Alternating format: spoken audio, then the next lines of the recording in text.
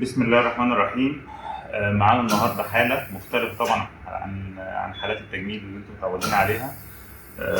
وده يعني يثبت ان جراحة التجميل مش كلها شفط وشد جلد ونحت جسم وحقن دهون والكلام ده. في حاجات في جراحة التجميل مميزة جدا وما بيعملهاش غير دكاترة جراحة التجميل او الناس اللي بتشتغل جراحة يد في تخصص زي العظام مثلا.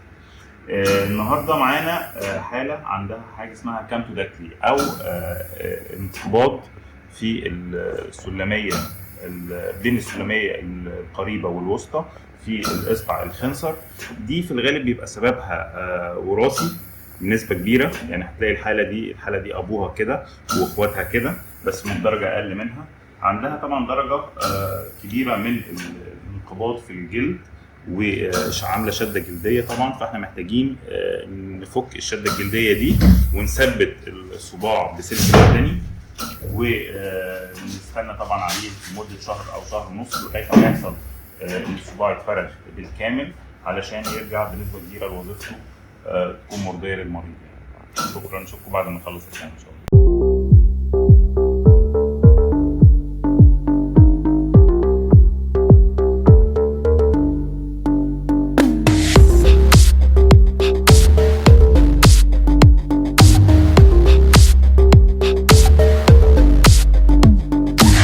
خلصنا الحمد لله الايد الاولانيه، زي ما انتم شايفين الصباع اتفرد بنسبه كبيره. خلاص الثانيه الشديده اللي كانت موجوده في الصباع اتفردت.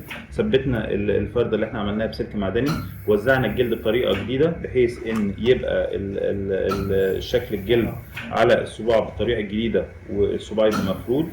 طبعا الجلد بيتعاد ترتيبه وتشكيله على الصباع تاني ان شاء الله زي ما انتم شايفين كده. طبعا النتيجه النهائيه ان شاء الله بعد شهر ونص شهرين ان شاء الله تكون مرضيه بالنسبه للمريض، ويكون الصباع حقق نسبه كبيره من وظيفته ان شاء الله، وتكون النتيجه كويسه باذن الله. وهتشوفوا معانا نتيجه الايد الثانيه اللي هي تعتبر اخف من دي، هتبقى نتيجتها ان شاء الله افضل من دي.